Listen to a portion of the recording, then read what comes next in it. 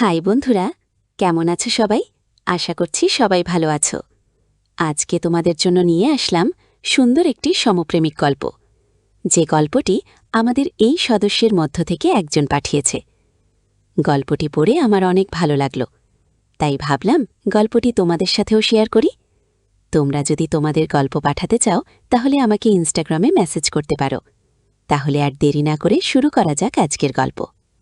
তখন আমি 10ম শ্রেণীতে পড়ি। মা খুব অসুস্থ, তাই তাকে চিকিৎসার জন্য ইন্ডিয়াতে নিয়ে গেলাম। ওখানে গিয়ে আমাদের 2-3 মাস থাকতে হবে মায়ের চিকিৎসার জন্য, তাই প্রথমে একটা হোটেলে উঠলাম। কিন্তু পরবর্তীতে হোটেল খরচ বেশি হওয়ায় তাই আমরা একটা বাসা ভাড়া নিলাম। সেখানে কিছুদিন থাকার পর আমার খুব একা লাগত, কিন্তু 2-3 দিন যাওয়ার পর আমার বাড়িওয়ালা ছেলের সাথে পরিচয় হয়। সারাদিন ইউনিভার্সিটি আর লেখাপড়া নিয়ে ব্যস্ত থাকে। খুব বেশি যে কথাবার্তা হতো ওর সাথে তেমন না, তবে ওর সাথে সময় কাটাতেও আমার ভালো লাগত। তবে সেটার মাঝে জনতা বা অন্য কিছু ছিল তা না। এভাবে ওর সাথে পরিচয়ের পর 10 দিন কেটে যায়। সপ্তাহে একদিন ও বাসায় থাকত। সেদিন ও আর আমি দুজনে একসাথে ঘুরতে বের হতাম। একদিন রোহান এসে আমাকে বলল, তোমার সাথে কিছু জরুরি কথা আছে। কি কথা? আমি জানি তুমি সমকামী। আমি চুপ করে আছি, কিছুটা অবাক। মনে মনে ভাবছি, রোহান কেমনে করে জানল যে আমি সমকামী? আমার কোনো আচার আচরণেও কি বুঝতে পেরেছে? এবার রোহান আবার মুখ খুলল, আমি আসলে তোমাকে ভালোবেসে ফেলেছি। আমি এখন আর চুপ করে রইলাম না। রোহানের চোখের দিকে তাকিয়ে বলে ফেললাম, আমিও তোমায় ভালোবেসে ফেলেছি। আসলে সত্যি কথা বলতে, রোহানকে আমি প্রথম যেদিন দেখেছি সেদিনই আমার মনে ঘণ্টা বাজে। সেদিনই অর্জনা একটা কেমন যেন টান অনুভব করি।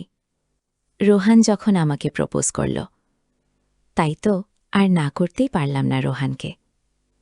এই কথা বলার সাথে সাথে ও আমাকে জড়িয়ে ধরল। ওর বুকে দিক দিক শব্দ শুনতে পাচ্ছিলাম। ওর নিঃশ্বাস আমার কাঁধে, আমারও নিঃশ্বাস চালু হয়ে আসছে। আমি জীবনে প্রথমবারের মতো বুঝতে পারলাম ভালোবাসা কি। আসলে ভালোবাসায় অন্যরকম একটা অনুভূতি আছে, সেটা যারা ভালোবাসে তারাই কেবল বুঝতে পারে। দূর দেশে এসে আমার জীবনে কেউ আসবে সেটা আমি কল্পনাই করতে পারিনি। সেদিন আমি আর রোহান দুজন একসাথে ঘুরলাম, একসাথে খেলাম। রোহান আমাকে ঘুরে ঘুরে তাদের শহরটা দেখাচ্ছিল। এক মুহূর্তের জন্য আমার হাত ছাড়েনি। আমিও মাঝে মাঝে ওর হাত আমার বুকের কাছে নিয়ে বুকে চেপে ধরছিলাম। আসলে কিভাবে ভালোবাসতে হয় হয়তো কখনোই কাউকে বলে দিতে হয় না। সময় মানুষকে অনেক কিছুই নিজে থেকেই শিখিয়ে দেয়। আমরা রোহানের যে রুমটা ভাড়া নেই সেটা খুব ছোট ছিল। তাই রোহান আমার মাকে বলল, কাকিমণি, সাকিব যদি আমার সাথে রাতে থাকে আপনার আপত্তি নেই তো? আমার মা একগাল হেসে অনুমতি দিলেন। রাতে খাওয়া দাওয়া শেষে আমি রোহানের সাথে ওর রুমে গেলাম। রোহানের সাথে ওর রুমে ঢুকতেই ও আমাকে দরজার সাথে ঠেসে দাঁড়াল।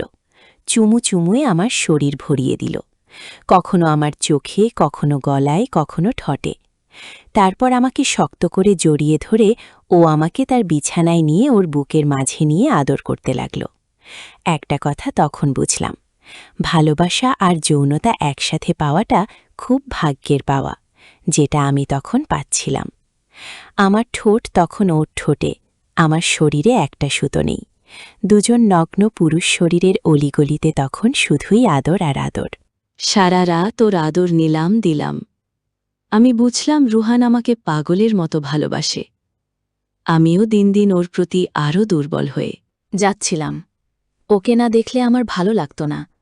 ইচ্ছে করত ওকে সবসময় বুকের ভেতর রাখি। চোখের আড়াল হলেই ভয় হতো, মনে হতো আমি ওকে হারিয়ে ফেলব। আমি ভুলে গিয়েছিলাম আমি ইন্ডিয়ায় থাকতে আসিনি। মায়ের চিকিৎসা শেষে আমাকে বাংলাদেশে ফিরে আসতে হবে। রোহানকে একদিন বললাম, আমাদের আর বেশি দূর এগুলো ঠিক হবে না। রোহান, কেন? আমরা এখানে আর কিছুদিনই থাকব। বেশি ঘনিষ্ঠ হলে তুমি কষ্ট পাবে, আমিও কষ্ট পাব। মানুষের মাঝে সম্পর্ক কি বলে কেউ হয় সে আমি জানি না। আমি চাই না তুমি কষ্ট পাও। রোহান চুপ করে করুণ চোখে আমার দিকে তাকালো। আমার হাত দুটো ধরে ওর বুকের মাঝে নিয়ে বলল, তোমাকে ভুলতে হলে আমাকে যে মরতে হবে সাকিব। ওর কথা শুনে নিজেকে খুব অপরাধী অপরাধী লাগছিল।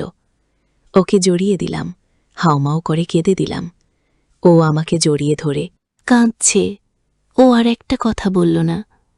আমার বুকের ভেতর খুব কষ্ট হচ্ছিল, এমন কষ্ট আমি আমার এত বছরের জীবনে কখনো পাইনি।